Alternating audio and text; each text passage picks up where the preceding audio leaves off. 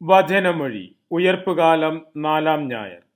വചനഭാഗം ജോഷുവ 1:1-9, 2 ദിനവൃത്താന്തം 15:1-7, 2 കൊരിന്തോസ് 13:5-10, മത്തായിയുടെ സുവിശേഷം 28:16-20. ഈശോയിൽ സ്നേഹമുള്ളവരെ, ഉയർപ്പ് 3-ാം ഞായറാഴ്ച പത്രോസ്ലീഹായ്ക്ക് ഉയർപ്പുകാലം 3-ാം ഞായറാഴ്ച പത്രോസ്ലീഹായ്ക്ക് അജപാലന ദൗത്യം ഏൽപ്പിക്കുന്ന സുവിശേഷ ഭാഗം നാം വിചിന്തനം ചെയ്തു. 4-ാം ഞായറാഴ്ചയായി ഇന്ന് ഉത്ഥിതനായ മിശിഹ അപ്പസ്തോലന്മാർക്ക് സുവിശേഷ ദൗത്യം ഏൽപ്പിക്കുന്ന സംഭവമാണ് വിചിന്തനത്തിന് വിഷയമാകുന്നത്. ദൈവകൽപ്പന പ്രകാരം ഇസ്രായേൽ ജനത്തെ ഈജിപ്തിൽ നിന്ന് പുറത്തു കൊണ്ടുവരികയും സീനായ് മലയിൽ വെച്ച് ദൈവവുമായുള്ള ഉടമ്പടിയിലൂടെ അവരെ ദൈവത്തിൻ്റെ സ്വന്തം ജനതയാക്കി രൂപപ്പെടുത്തുകയും ചെയ്ത മോശ ജനത്തെ വാഗ്ദത്ത നാടിൻ്റെ അതിർത്തി വരെ നയിച്ചു.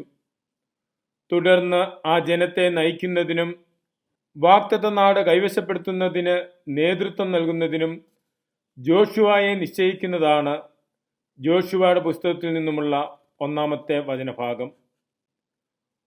മോശയോടെന്ന പോലെ ജോഷുവയോടൊപ്പവും മോശയുടെ മരണശേഷം ദൈവം കൂടെയുണ്ടെന്ന ഉറപ്പ് ദൈവം ജോഷുവയ്ക്ക് നൽകുന്നു.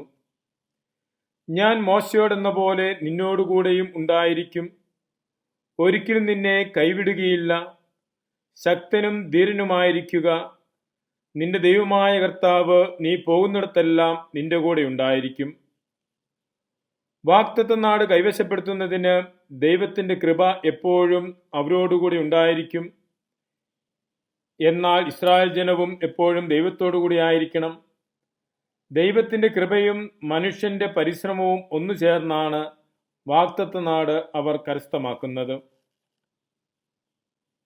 ദിനവൃത്താന്തം 2-ാം പുസ്തകം 15-ാം അധ്യായത്തിൽ വിവരിക്കുന്നത് മിശിഹായ്ക്ക് മുൻപ് 911-870 കാലഘട്ടത്തിൽ യൂദാ രാജാവായിരുന്ന ആസായുടെ കാലത്തെ ഒരു സംഭവമാണ്. ദൈവത്തിൻ്റെ അരൂപി അസരിയായിലൂടെ യൂദാ രാജാവായ ആസായോടും ജനത്തോടും സംസാരിക്കുന്നു. കർത്താവിനോട് ചേർന്ന് നിൽക്കുമ്പോൾ കർത്താവ് നിങ്ങളോടുകൂടി ഉണ്ടായിരിക്കും. നിങ്ങൾ അവിടുത്തെ അന്വേഷിച്ചാൽ കണ്ടെത്തും. നിങ്ങൾ അവിടുത്തെ പരിത്യജിച്ചാൽ അവിടുന്ന് നിങ്ങളെയും പരിത്യജിക്കും. അക്കാലത്ത് ഇസ്രായേൽ ജനം സത്യദൈവത്തെ ഉപേക്ഷിച്ച് ദൈവമല്ലാത്തവയുടെ പിന്നാലെ പോയിരുന്നു. ദൈവത്തെ ഉപേക്ഷിച്ചതിൻ്റെ ഫലമായി അവരുടെ ഇടയിൽ കലാപങ്ങളും അതിക്രമങ്ങളും അക്രമങ്ങളും നടമാടി. അസരിയായിലൂടെ പറഞ്ഞ ദൈവവചനം സ്വീകരിച്ച് ദൈവത്തിങ്കിലേക്ക് ആസായും ജനതയും തിരിയുകയും തങ്ങളുടെ ഇടയിലെ മ്ലേച്ഛതകൾ നശിപ്പിക്കുകയും ചെയ്തു. അങ്ങനെ ദേശത്ത് സമാധാനവും സ്വസ്ഥതയും കൈവന്നു. വ്യാജ പ്രവാചകരോ വ്യാജ അപ്പസ്തോലന്മാരും കൊരിന്തോസുകാരെ തെറ്റിദ്ധരിപ്പിക്കുകയും വഴിതെറ്റിക്കുകയും പൗലോസിന്റെ വ്യക്തിത്വത്തെയും അപ്പസ്തോല അധികാരത്തെയും നിലപാടുകളെയും ചോദ്യം ചെയ്യുകയും ചെയ്തിരുന്ന പശ്ചാത്തലത്തിൽ അതിനുള്ള മറുപടി എന്ന വിധത്തിലാണ് പൗലോസ്ലീഹായുടെ കൊരിന്തോസുകാർക്കുള്ള 2-ാം ലേഖനം. അവസാന അധ്യായത്തിൽ ഒരു ആത്മശോധന നടത്താനുള്ള ക്ഷണമാണ് സ്ലീഹ കൊരിന്തോസിലെ വിശ്വാസികൾക്ക് നൽകുന്നത്. നിങ്ങൾ നിങ്ങളുടെ വിശ്വാസത്തിലാണോ എന്ന് പരിശോധിക്കുവിൻ. ഈശോ മിശിഹ നിങ്ങളിൽ ഉണ്ടെന്ന് നിങ്ങൾക്ക് ബോധ്യമായിട്ടില്ലേ? ഇല്ലെങ്കിൽ നിങ്ങൾ തീർച്ചയായും പരാജിതരായിരിക്കുന്നു. സഭാസമൂഹം എന്ന നിലയിൽ അവർ പരാജയം അനുഭവിക്കുന്നെങ്കിൽ അതിനു കാരണം മിശിഹ കൂടെയുണ്ടെന്ന ബോധ്യത്തിൻ്റെ അഭാവമാണ്. മിശിഹ നഷ്ടപ്പെടുമ്പോൾ അസ്വസ്ഥതകളും വിഭാഗീയതകളും സഭയിലുണ്ടാകുന്നു. കർത്താവ് ഏൽപ്പിച്ചിരിക്കുന്ന ദൗത്യം പണിതുയർത്താനാണ്, ഇടിച്ചു തകർക്കാനല്ല എന്ന് പൗലോസ്ലീഹ ഓർമ്മിപ്പിക്കുന്നു. പൗലോസ്ലീഹ സഭാസമൂഹത്തിനു വേണ്ടി 2 പ്രാർത്ഥനകളാണ് ചെയ്യുന്നത്. അവർ തിന്മ പ്രവർത്തിക്കുന്നവരാകരുത്, അവർ പൂർണ്ണതയുള്ളവരായിരിക്കണം. പൂർണ്ണരായിരിക്കുക എന്ന് പറയുമ്പോൾ പൗലോസ്ലീഹ ആഗ്രഹിക്കുന്നത് അവർ ആത്മീയ മനുഷ്യരായിരിക്കുക എന്നതാണ്. ആത്മീയതയുടെ നിറവുള്ളവരാകുക. അപ്പസ്തോലന്മാർക്ക് ദൗത്യം നൽകിയതിനു ശേഷം അവരെ ശക്തിപ്പെടുത്തുന്ന മിശിഹായെയാണ് സുവിശേഷത്തിൽ നാം കാണുന്നത്. ഈശോയുടെ നിർദ്ദേശമനുസരിച്ച് 11 ശിഷ്യന്മാരും ഗലീലിയിലെ മലയിലേക്ക് പോയി എന്ന് വിവരിക്കുന്നു. 11 പേരും എന്നതിലൂടെ യൂദാസ് ഒഴിച്ചുള്ള 11 പേർ എന്ന് വ്യക്തമാണ്. മലമുകൾ ദൈവിക വെളിപ്പെടുത്തലുകളുടെ സ്ഥലമായാണ് വിശുദ്ധ ഗ്രന്ഥത്തിലുടനീളം കാണുന്നത്. അതിനാൽ മലമുകളിലേക്ക് പോകുക എന്ന് പറയുമ്പോൾ അതിന് ഭൂമിശാസ്ത്രപരമായ അർത്ഥം എന്നതിനേക്കാൾ ദൈവശാസ്ത്രപരമായ മാനമുണ്ട്. വിശുദ്ധ മത്തായിയുടെ സുവിശേഷമനുസരിച്ച് ശിഷ്യന്മാർക്ക് മിശിഹ നൽകുന്ന അവസാന പ്രത്യക്ഷപ്പെടലും നിർദ്ദേശവുമാണ് ഈ വചനഭാഗത്ത് കാണുന്നത്. ഒരു പുതിയ തുടക്കവും ദൗത്യമേൽപ്പിക്കലുമാണ്. അതിനാൽ മലമുകൾ പ്രാധാന്യമർഹിക്കുന്നു. തോറ അവസാനിക്കുമ്പോൾ മോശ ജനത്തെ വിളിച്ചുകൂട്ടി ഉപദേശങ്ങൾ നൽകുന്നതുപോലെ സുവിശേഷം അവസാനിക്കുമ്പോൾ മിശിഹ സ്ലീഹന്മാർക്ക് നൽകുന്ന ഈ അന്തിമ ഉപദേശങ്ങളിലൂടെ മിശിഹ പുതിയ മോശ എന്ന സുവിശേഷത്തിന്റെ ദൈവശാസ്ത്ര വീക്ഷണം പ്രതിഫലിക്കുന്നുണ്ട്. മിശിഹായെ കണ്ടപ്പോൾ അവർ അവനെ ആരാധിച്ചു എന്ന് എടുത്തു പറയുന്നത് അവർ ഉത്തിതനായ മിശിഹായുടെ ദൈവത്വം ഏറ്റുപറയുന്നു എന്ന് വ്യക്തമാക്കാനാണ്. എല്ലാ അധികാരവും എനിക്ക് നൽകപ്പെട്ടിരിക്കുന്നു എന്ന് പറയുന്നതിലൂടെ ദൈവത്തിന്റെ അഭിഷിക്തനാണ് മിശിഹ എന്ന് പഠിപ്പിക്കുന്നു. ദാനിയേലിന്റെ പുസ്തകം 7:13-14 കാണുന്ന എല്ലാ ജനപദങ്ങളുടെ മേലും ആധിപത്യവും അധികാരവും രാജ്യത്വവും നൽകപ്പെട്ടിരിക്കുന്ന മനുഷ്യപുത്രന്റെ സദൃശ്യനാണ് ഉത്തിതനായ മിശിഹ. എല്ലാ അധികാരവും എനിക്ക് നൽകപ്പെട്ടിരിക്കുന്നു, ആകയാൽ നിങ്ങൾ പോയി എന്ന് പറഞ്ഞ് ഭാവി പ്രവർത്തനങ്ങൾക്കുള്ള കൽപ്പന നൽകുന്നതിലൂടെ ശിഷ്യന്മാർക്ക് നൽകപ്പെട്ടിരിക്കുന്ന അധികാരം മിശിഹായുടെ അധികാരത്തിൽ നിന്നാണ് എന്ന് വ്യക്തമാക്കുന്നു. ഓരോരുത്തരും പ്രവർത്തിക്കേണ്ടത് മിശിഹായുടെ അധികാരത്തിന് കീഴിലാണ് എന്ന് പഠിപ്പിക്കുകയാണ് ഇവിടെ. പോവുക, എല്ലാ ജനതകളെയും ശിക്ഷപ്പെടുത്തുക, ത്രിത്യേക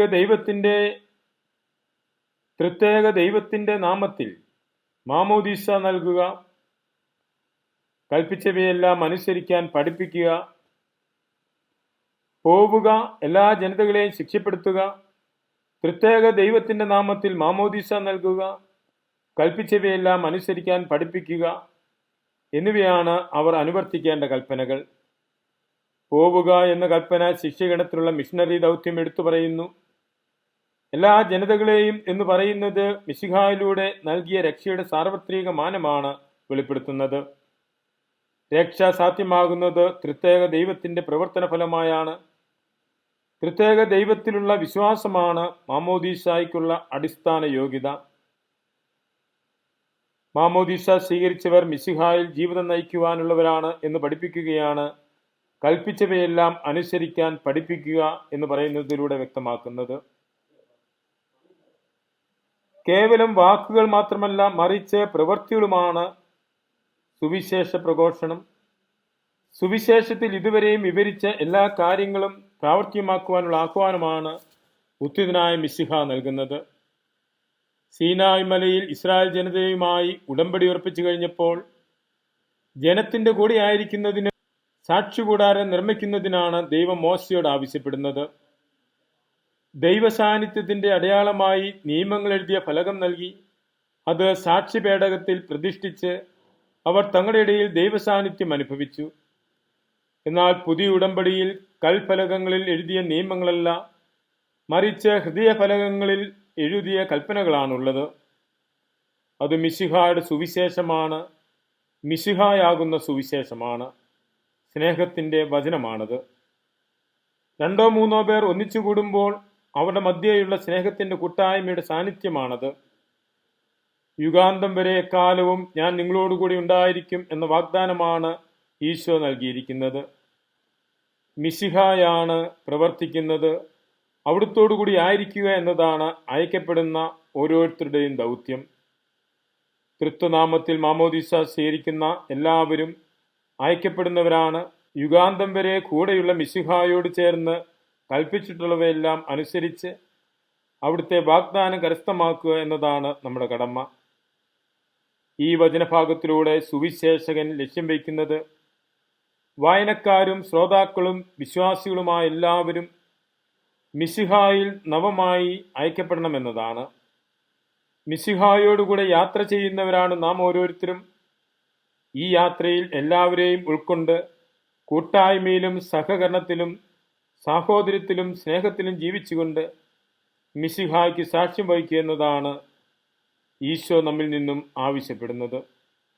അതിനുള്ള ദൗത്യമാണ് ഉത്തിതനായ മിശിഹ അപ്പസ്തോല ഗണത്തിലൂടെ സഭാ സമൂഹത്തിന് നൽകുന്നത്. ആ ദൈവിക ദൗത്യത്തോട് സഹകരിച്ച് അനുദിന ജീവിതത്തിലൂടെ മിശിഹായെ പ്രഘോഷിക്കുവാൻ നമുക്ക് പരിശ്രമിക്കാം. മിശിഹ നമ്മെ അനുഗ്രഹിക്കട്ടെ. ആമേൻ.